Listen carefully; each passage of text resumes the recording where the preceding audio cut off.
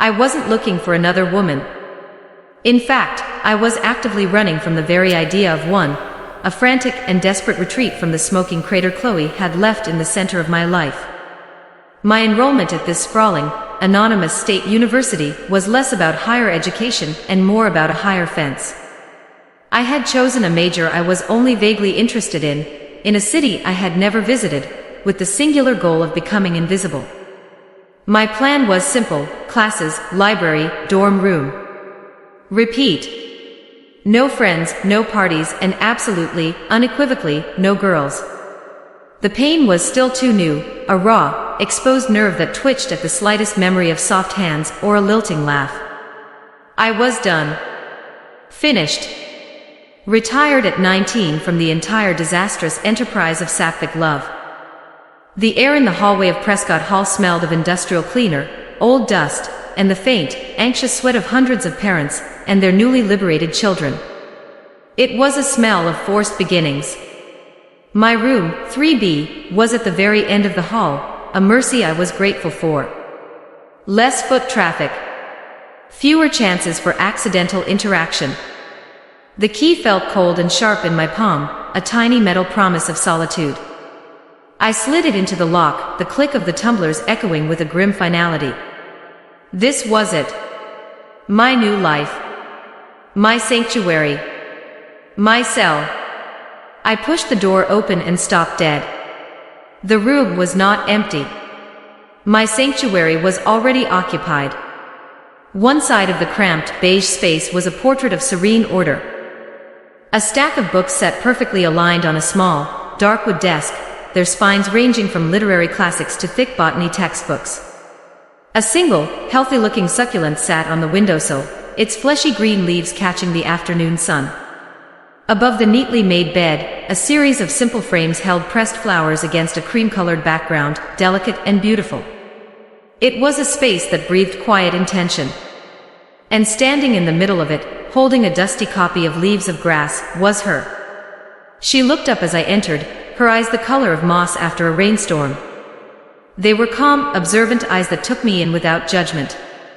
She was wearing a simple gray t-shirt and worn jeans, and her dark, wavy hair was pulled back in a loose, messy knot at the nape of her neck. She wasn't beautiful in the way Chloe had been, all sharp angles and dazzling, predatory smiles. This girl was beautiful like a forest clearing, something you stumble upon and feel an immediate, instinctual need to be quiet within. "Hi," she said. Her voice was low and melodic, like the hum of a cello. "You must be Mara." I just nodded, my throat suddenly tight.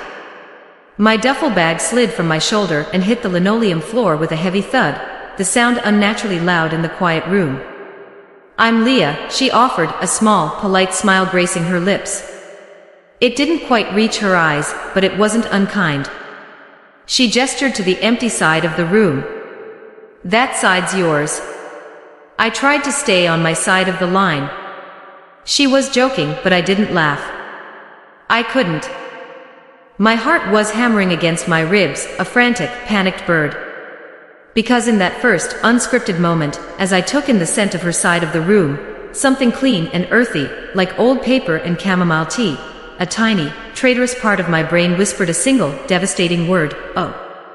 It was a flicker of recognition, a spark of that old, familiar, and deeply unwelcome warmth. It was the last thing in the world I wanted to feel.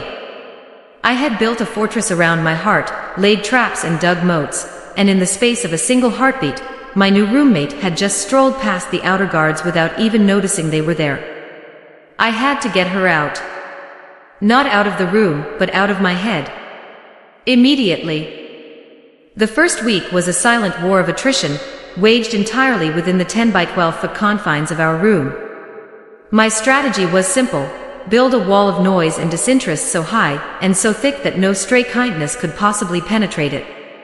I unpacked my life with a kind of aggressive listlessness, my clothes and books a chaotic mess on my side of the room that stood in stark contrast to Leah's curated calm. I kept my headphones on constantly, the thrashing guitars of my favorite bands a sonic barrier against the possibility of conversation. When I was at my desk, I hunched over my laptop, projecting an impenetrable aura of academic focus. When I was in bed, I faced the wall. Leah, for her part, seemed largely unbothered by my campaign of coldness. She moved through the space with a quiet, efficient grace that I found both maddening and mesmerizing. She had a routine that was as predictable as the sun. Up at 6:30, a brief shower, then back to her desk with a steaming mug of tea to read for her 8 a.m. botany lab. She was gone most of the day, returning in the late afternoon to study. In the evenings, she'd read for pleasure, her brow furrowed in concentration, one finger tracing the lines of text. Her quietness was a challenge. It gave me nothing to push against. My sarcasm, a weapon I had honed to a razor's edge in my relationship with Chloe, was useless here. Do you ever listen to music that isn't about dying trees or something? I asked one afternoon, my own angry music leaking from my earbuds. She looked up from a book filled with intricate drawings of root systems. She considered the question for a moment, her head tilted. Sometimes, she said, her voice even. I like folk music. Lots of songs about rivers. Does that count? There was no sting in her words, no defensive barb for me to parry. She was just answering. It was disarming. I grunted a non-committal response and turned my music up louder, feeling strangely foolish. The real battleground was the light. I was a creature of the night, fueled by caffeine and anxiety, doing my best work between the hours of 10 p.m. and 2 a.m. Leah, a being seemingly powered by photosynthesis and a healthy sleep schedule, was the opposite. Hey, she said one night, her voice soft from her bed. It was almost 11. Would you mind if we turned the main light off? I have that early lab. There's a reason they invented desk lamps, I retorted, not looking up from my screen. There was a pause. I could feel her gaze on my back. The thing is, she said, her voice still gentle but with a new firmness underneath, the overhead light still leaks through. It makes it hard to fall asleep. I need to be asleep by 11 to be functional. It wasn't a request. It was a statement of fact, a boundary drawn not in anger but in simple self-preservation.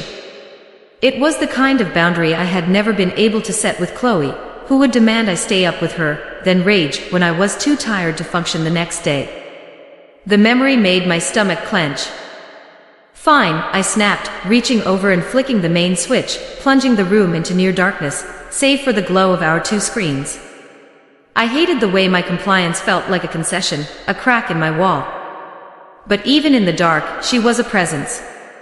I was acutely aware of the soft sound of her breathing from the other side of the room, a steady, rhythmic counterpoint to the frantic beat of my own heart. I found myself cataloging the small sounds of her existence, the whisper of a page turning, the soft clink of her ceramic mug against her desk, the quiet sigh she let out just before she fell asleep. These sounds wove themselves into the fabric of my new life, becoming as familiar as the angry buzz of the fluorescent lights in the library. I was trying to ignore her, but instead, I was just becoming a scholar of her. Every quiet gesture, every predictable routine, was a detail I filed away against my will. I resented her for her calm. I resented her for her order. But most of all, I resented her for making me notice. I had come here to be alone, and instead, I was more aware of another person than I had ever been in my life. The days bled into weeks, and the initial, sharp friction between us began to wear down into a kind of grudging coexistence. Our lives, dictated by class schedules and the unyielding geometry of the room, developed a rhythm. We were two planets in a binary system, locked in a predictable orbit, maintaining a careful distance, but always aware of the other's gravitational pull. My side of the room remained a controlled disaster zone, a physical manifestation of my internal state. Her side remained an oasis of calm. The line between our territories was invisible but absolute. My campaign of aggressive ignoring had failed. It was impossible to truly ignore someone you shared a bathroom schedule with. Instead, my strategy shifted from ignorance to observation. It became a kind of secret academic project, a character study I conducted from behind the screen of my laptop or the pages of a textbook.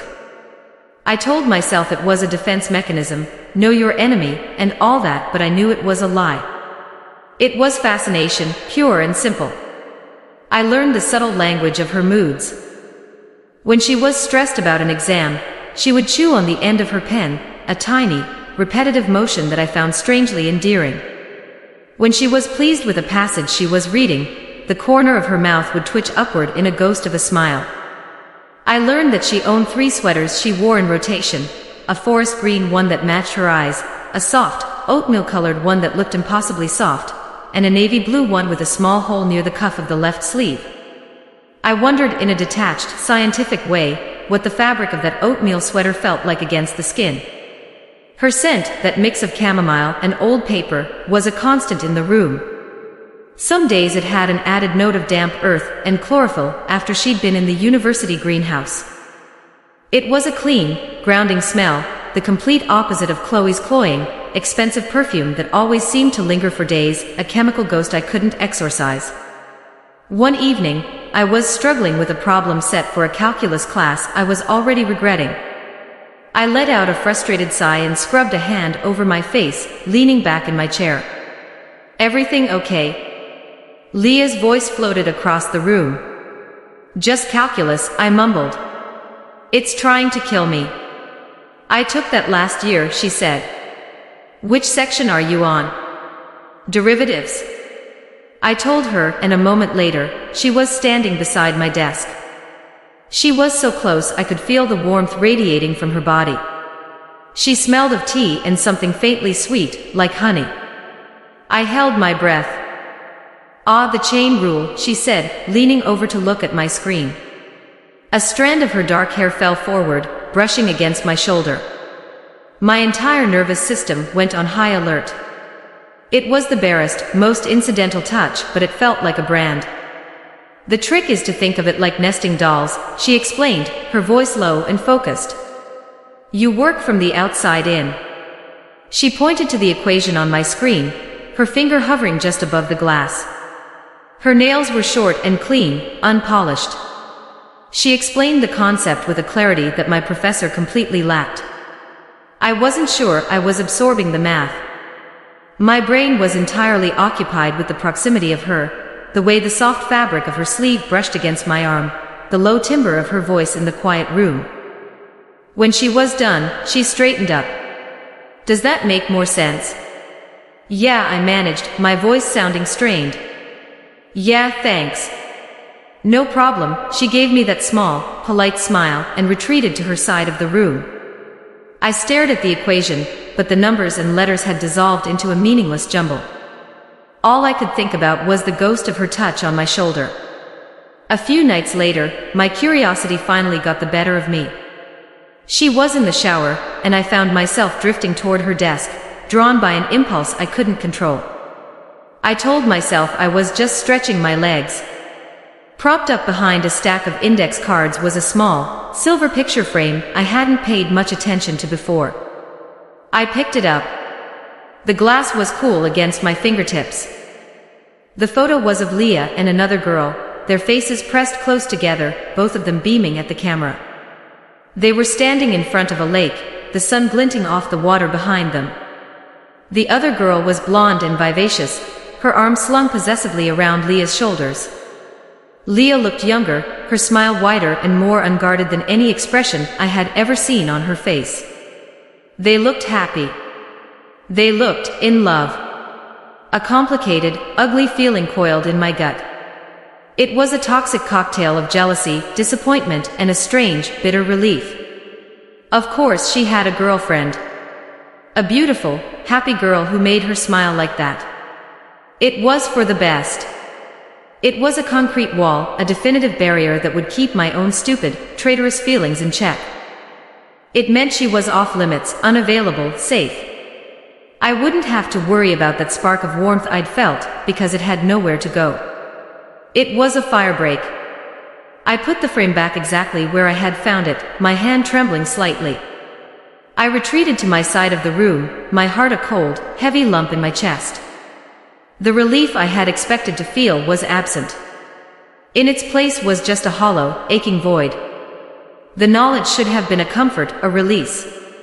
Instead, it felt like a loss. The change in the room's atmosphere was subtle, but I felt it in my bones. The knowledge of the girl in the picture frame acted as a strange catalyst. The wall I had built to protect myself from Leah now felt like it was protecting her from me. My quiet observations no longer felt like a secret academic project, they felt like a transgression. I was studying a woman who belonged to someone else. The thought left a sour taste in my mouth. I tried to double down on my distance, to retreat back into the fortress of my headphones and my scowl, but the foundation had been compromised. Simple kindness had already breached the outer walls.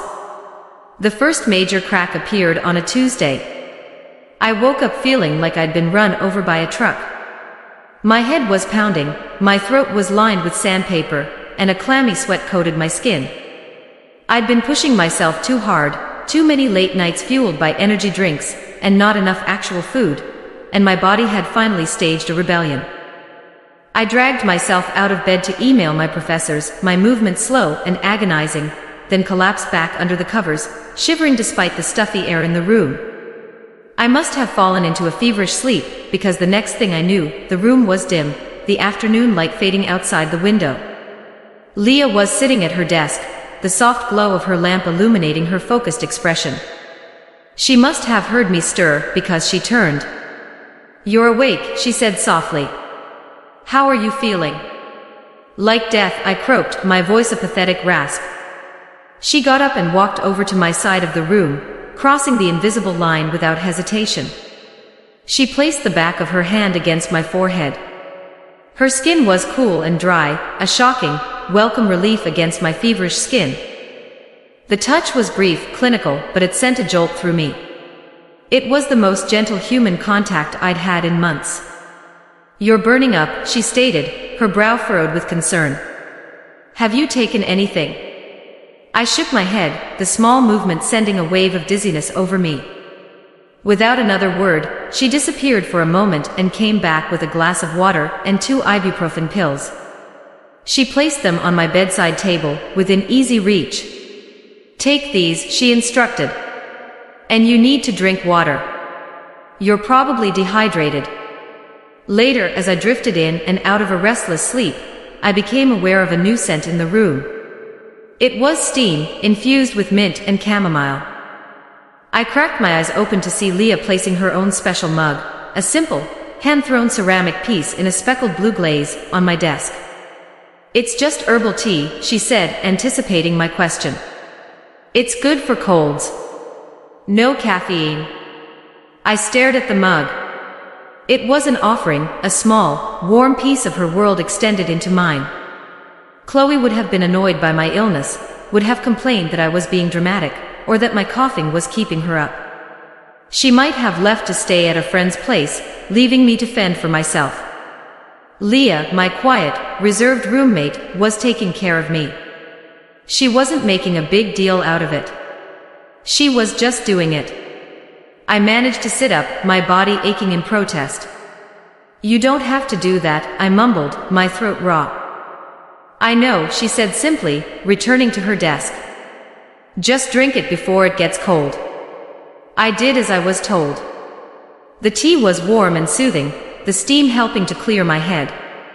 The simple act of kindness felt enormous, a weight that settled in my chest, heavy and warm. It was gratitude, but it was tangled up with a profound sense of shame for how I had been treating her. I had been a miserable, defensive jerk, and she was repaying me with tea and ibuprofen. 2 days later, I was finally feeling human again. The fever was gone, and my throat was only mildly sore. Leah was out at a late lab. I sat at my desk, the room silent except for the hum of the mini-fridge. Her blue mug was still on my desk. I hadn't moved it. I picked it up, my fingers tracing the smooth, cool ceramic. I stood up, crossed the room, and washed it carefully in our tiny shared sink, drying it and placing it back on its designated coaster on her desk. It felt like an apology. When she got back, I was pretending to read, but I watched her from the corner of my eye. I saw her notice the mug, saw the brief, almost imperceptible pause. She looked over at me. Thanks for washing my mug. Thanks for the tea, I said, my voice quiet. I closed my book, turning to face her fully for the first time in what felt like weeks. The silence stretched for a moment, no longer tense but expectant. I needed to say more. I needed to explain. Listen, I started, fumbling for the words. I know I've been difficult. She just watched me, her mossy green eyes patient. I just got out of something, I said, the words feeling thin and inadequate. It was complicated. Messy. I came here planning to just, I don't know, disappear for a while. Focus on school. I looked down at my hands. I wasn't planning on being a good roommate. It was a pathetic confession, vague and self-pitying, but it was the most honest I had been with anyone in months. It was an offering. A tiny, cracked piece of my story laid at her feet. I expected her to nod politely and change the subject. I expected her to say, "It's okay," and retreat back to the safety of her side of the room. Instead, she pulled her desk chair out and sat down, turning it to face me. "Complicated and messy how?" she asked, her voice gentle but direct. There was no morbid curiosity in her tone, only genuine inquiry. I hesitated, the whole sordid story with Chloe threatening to spill out. I clamped down on it. It was my first time with a woman, I admitted, the words tasting like ash. And it ended badly. Really badly. It made me feel like maybe I'm just not cut out for it. Leah was silent for a long time, her gaze steady. I could feel my face flushing, my stomach twisting with regret. I'd said too much. I had handed her a weapon, the knowledge of my inexperience, my failure. Chloe would have used it, filed it away to be deployed later in a fight, a way to call my feelings or my identity into question. But Leah didn't do that. She just nodded slowly. "The first time can be hard," she said, her voice full of a quiet understanding that stunned me. "It carries a lot of weight." She didn't press for details about Chloe. She didn't offer platitudes.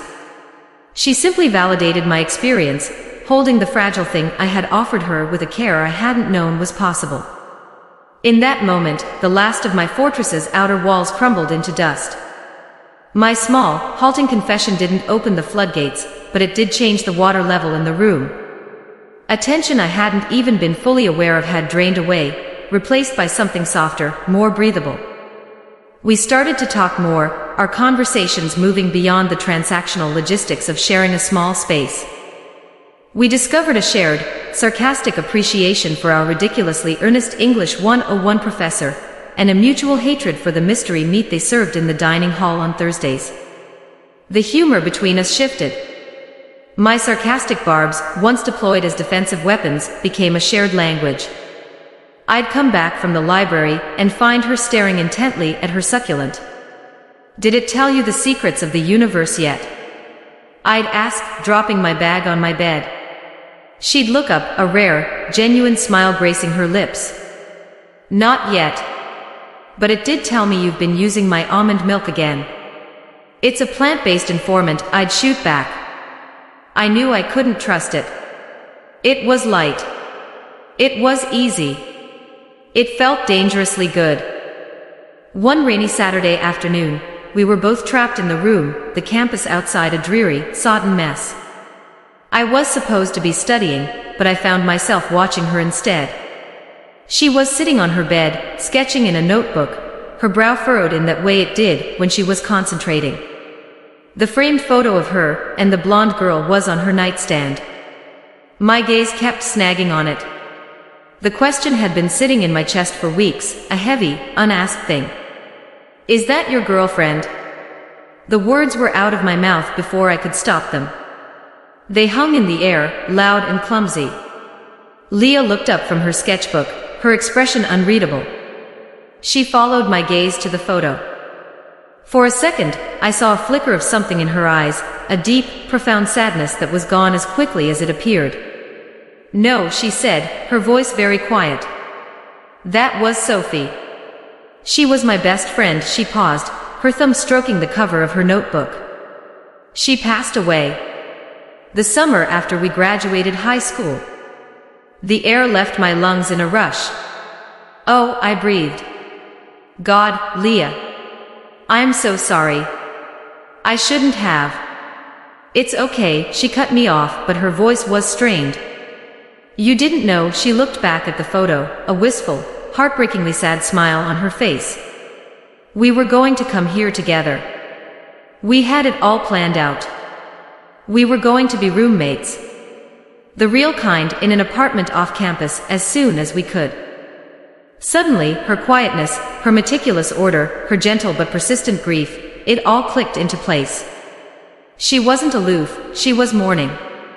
Her serene, beautiful side of the room wasn't just a matter of personality. It was a memorial, a space held for someone who would never arrive. My heart ached for her, a deep, resonant pang of empathy that overshadowed all my own petty dramas. I had been so wrapped up in the wreckage of my own past that I had been blind to the profound loss she was navigating every single day. She was the one who got me into botany, Leah continued, her voice soft, almost a whisper. She could name every tree, every wildflower. She used to say I was a human-shaped storm cloud, and that I needed more green things in my life to keep me grounded. She let out a small, wet laugh. This was her succulent.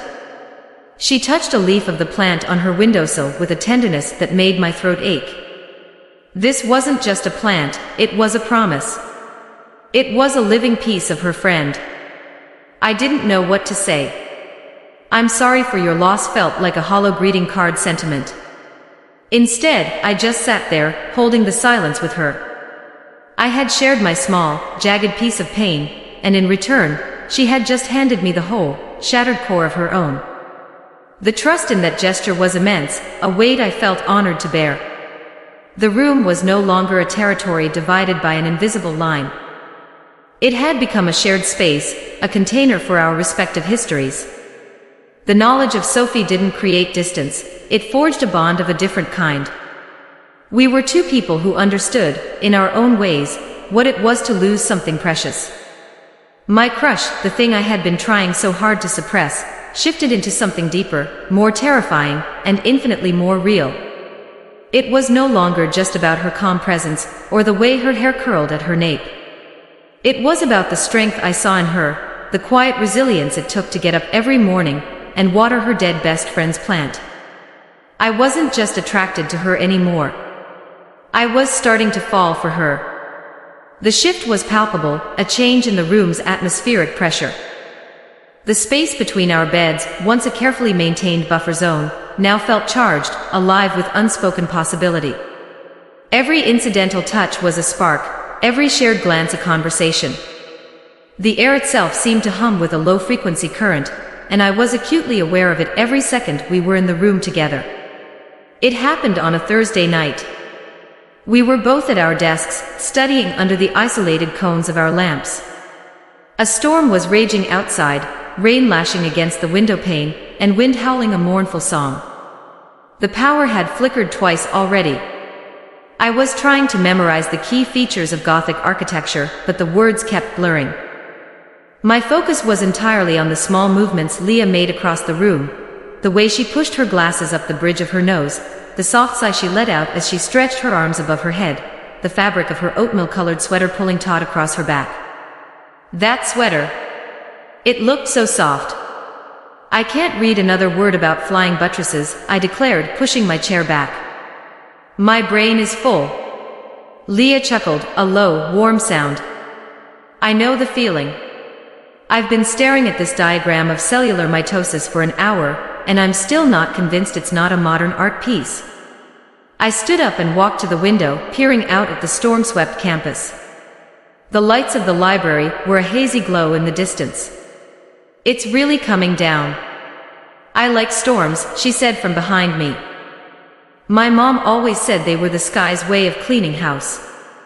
I turned around, leaning my back against the cool glass of the window. She was watching me, her chin propped on her hand.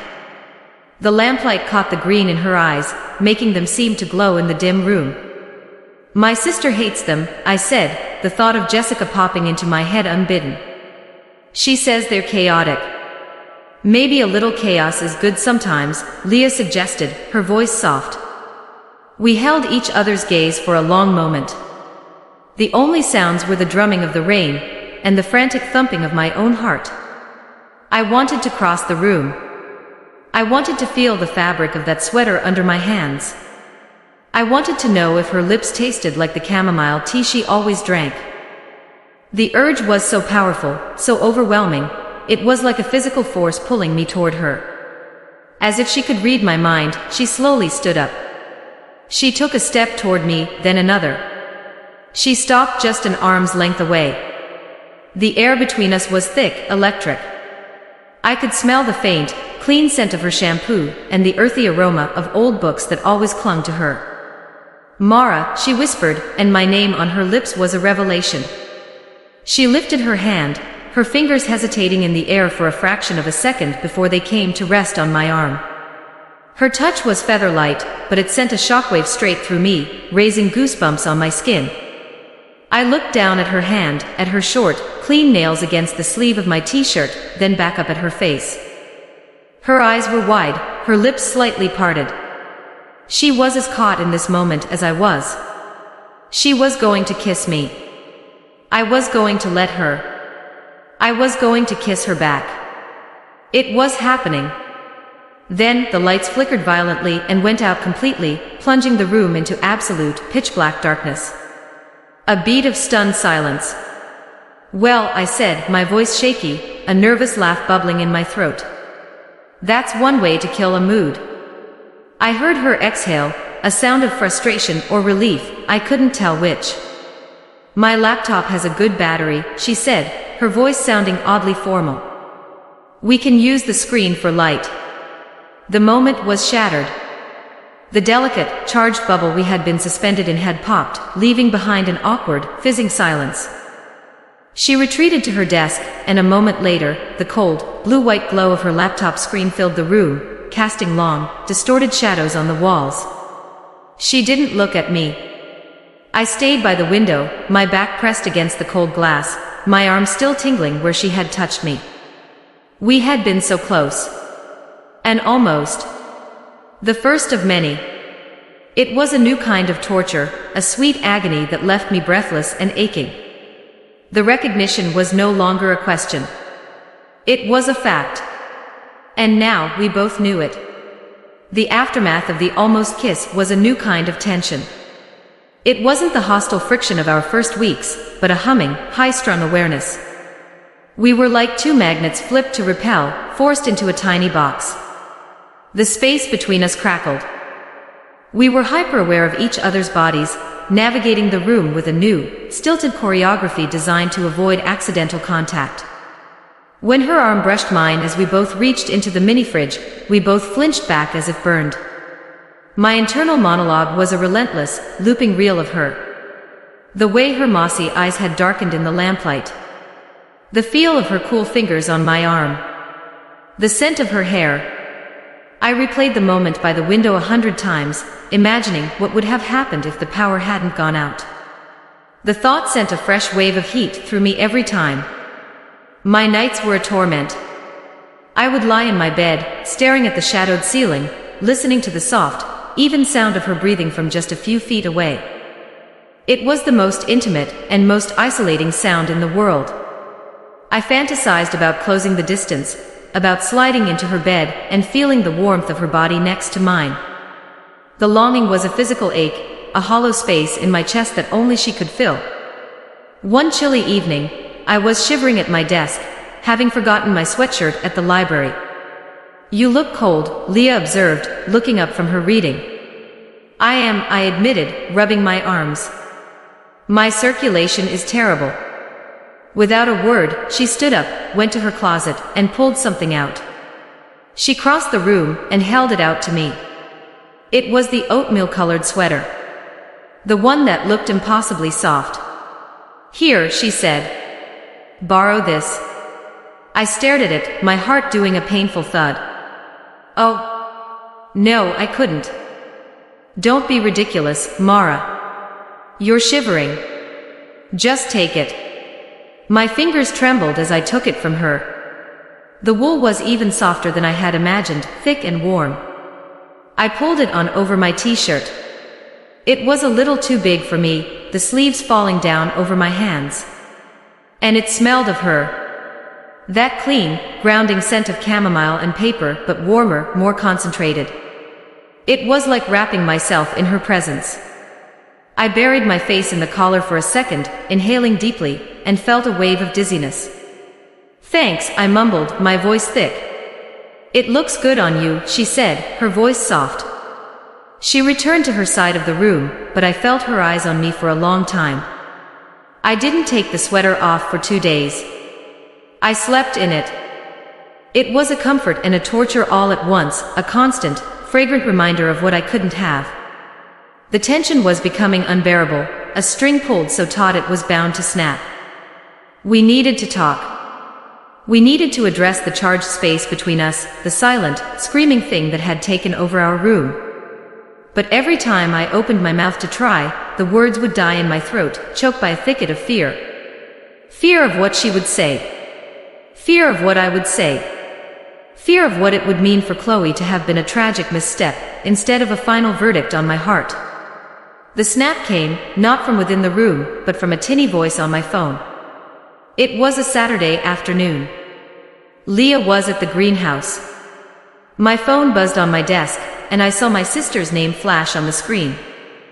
A familiar sense of dread washed over me. I loved Jessica, but her love was often smothering, her concern a form of judgment. She was the one who had driven 3 hours in the middle of the night to pick me up from Chloe's apartment, who had held me while I sobbed, who had packed my things while I stared blankly at a wall. She had seen the worst of it. "Hey," I answered, trying to sound casual. "Hey, stranger," she said, her voice bright but with an undercurrent I knew all too well. It was her "I'm checking up on you" voice. "How's college? Are you surviving?" "I'm surviving," I said. "It's fine. Classes are hard.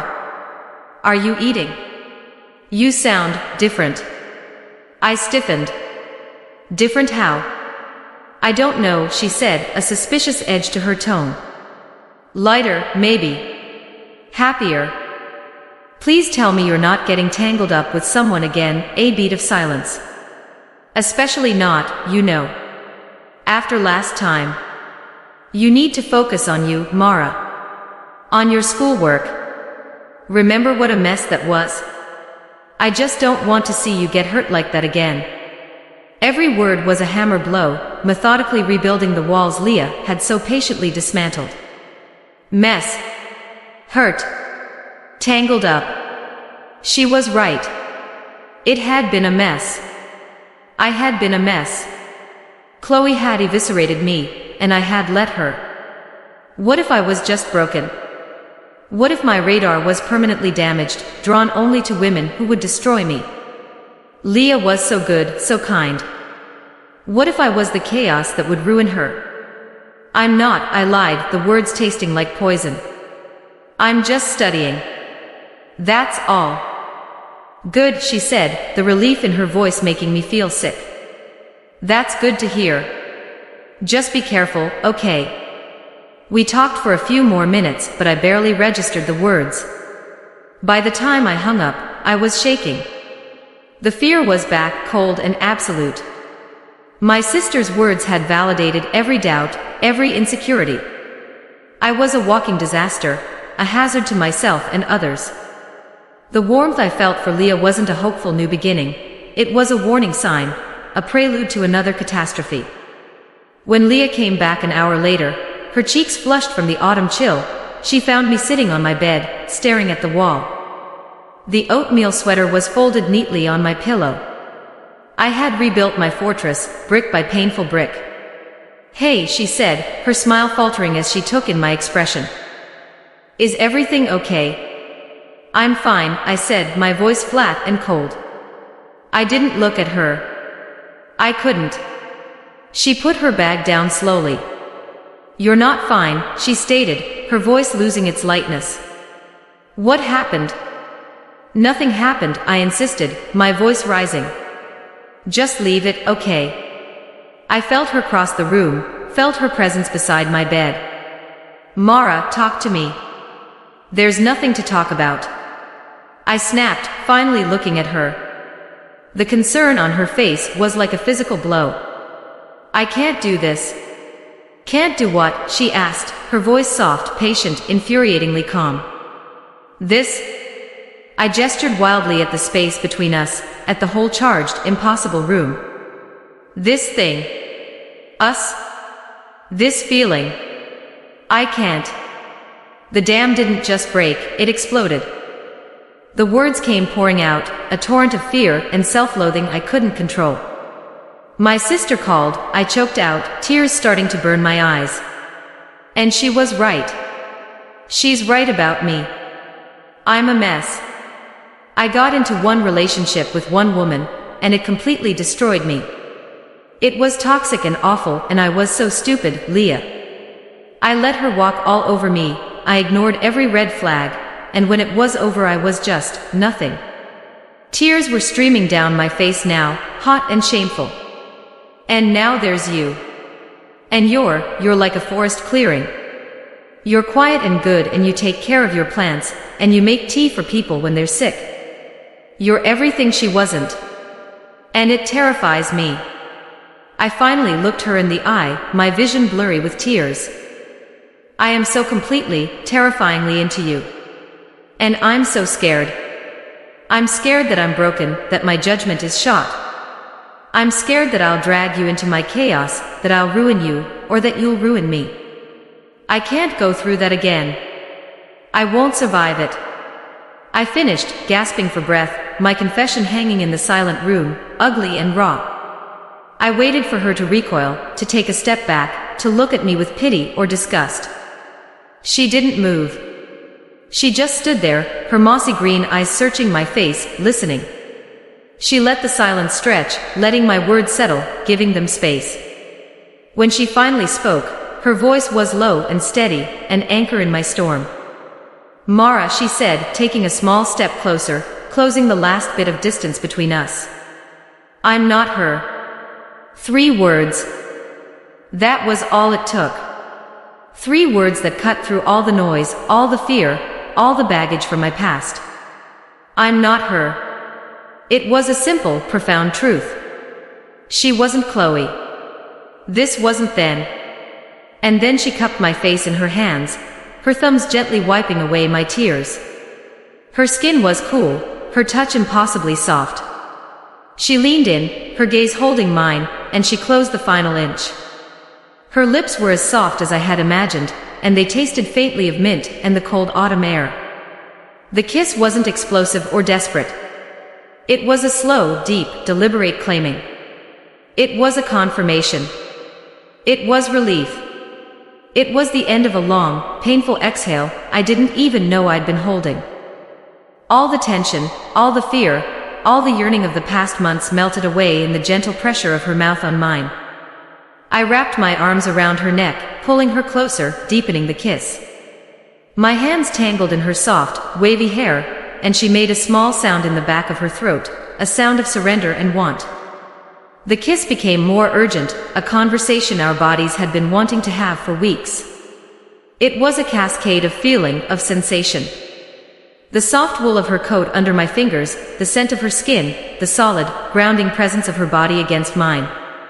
She pulled back just enough to rest her forehead against mine, our breath mingling in the small space between us. You're not chaos, Mara, she whispered, her voice thick with emotion. You're just scared. It's okay to be scared. She kissed me again, and this time, I guided her back until the backs of my knees hit my bed, and we tumbled onto the mattress, a tangle of limbs and coats and desperate, gentle hands.